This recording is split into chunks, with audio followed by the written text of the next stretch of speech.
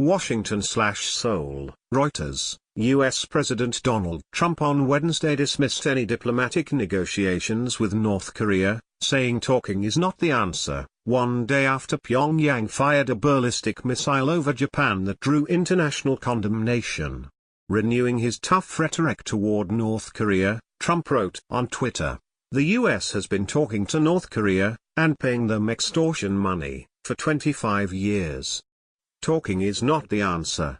Trump, who has vowed not to let North Korea develop nuclear missiles that can hit the mainland United States, said in a statement on Tuesday that all options are on the table. North Korea said the launch of an intermediate-range ballistic missile, IRBM, on Tuesday was to counter U.S. and South Korean military drills and was a first step in military action in the Pacific to contain the U.S. island territory of Guam.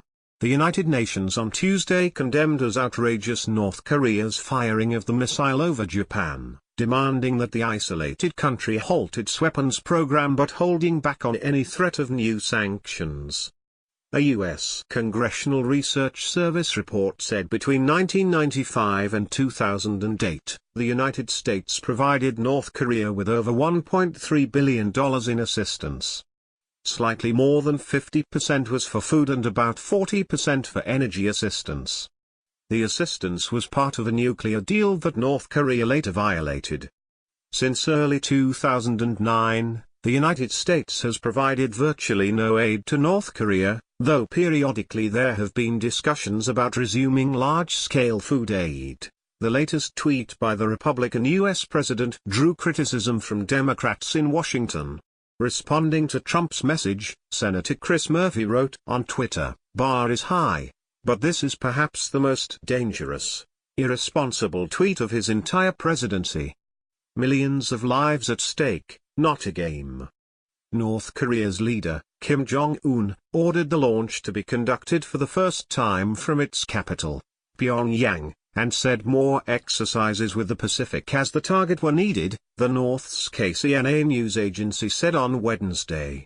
The current ballistic rocket launching drill like a real war is the first step of the military operation of the KPA in the Pacific and a meaningful prelude to containing Guam.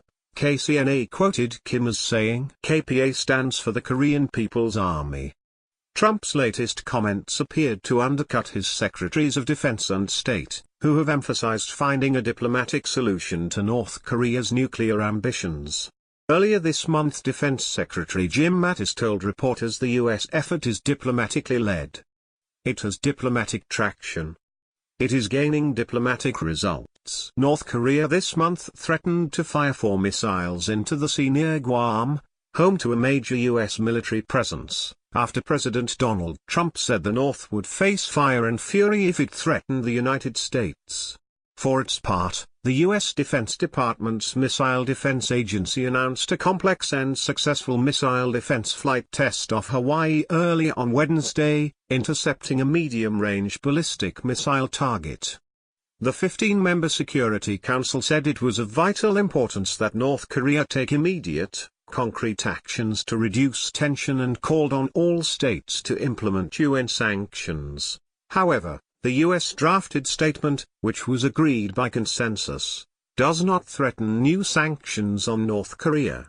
Diplomats say veto-wielding council members China and Russia typically only view a test of a long-range missile or a nuclear weapon as a trigger for further possible sanctions.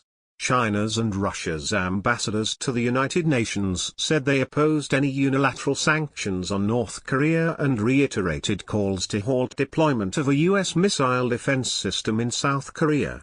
Speaking in Beijing, Chinese Foreign Minister Wang Yi said China was discussing the situation with other Security Council members and would make a necessary response based on the consensus reached. China is the North's lone major ally.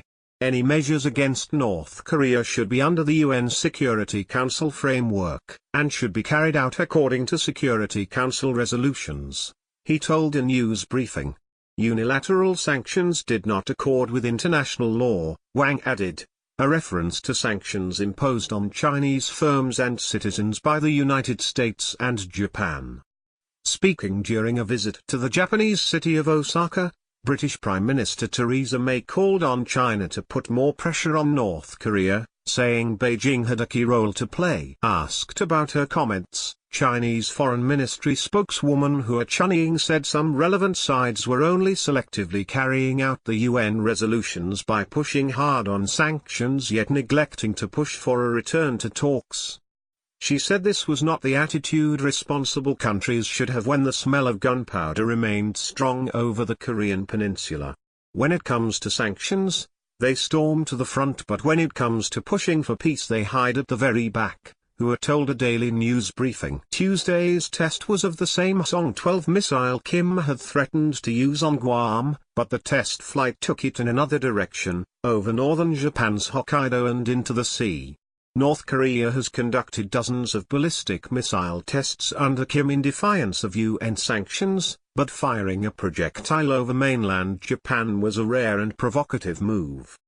The 2,700 kilometers, 1,680 miles, that the missile flew before splashing down was much shorter and at a lower trajectory than that of an earlier launch of the same missile type. The U.S. Defense Department's Missile Defense Agency and the crew of the USS John Paul Jones conducted a complex missile defense flight test off Hawaii early on Wednesday, resulting in the intercept of a medium-range ballistic missile target.